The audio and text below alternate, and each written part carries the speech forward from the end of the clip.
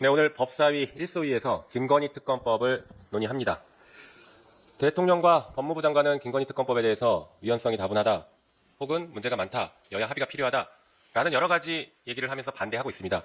그러면서 대통령의 거부권이 행사됐고 제2결 표결에서 국회는 다시 부결이 됐던 이런 악순환을 반복시키는 것은 아무런 의미가 없다, 이런 항변까지 했습니다.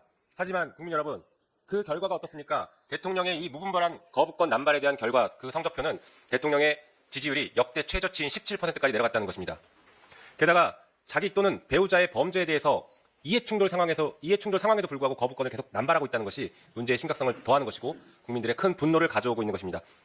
민주당은 반드시 김건희 특검법을 관철시키도록 하겠습니다.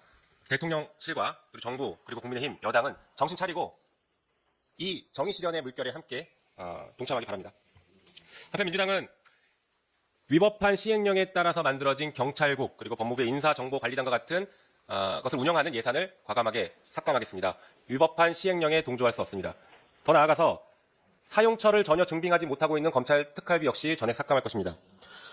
이러한 기조에 대해서 어제 박성재 법무부 장관은 법사위에 나와서 이렇게 얘기했습니다. 국민에게 절실하고 중요한 수사를 하지 말라는 의미로 들린다. 그러니 수사를 할 수 있게 특활비를 달라. 이런 요구를 했습니다.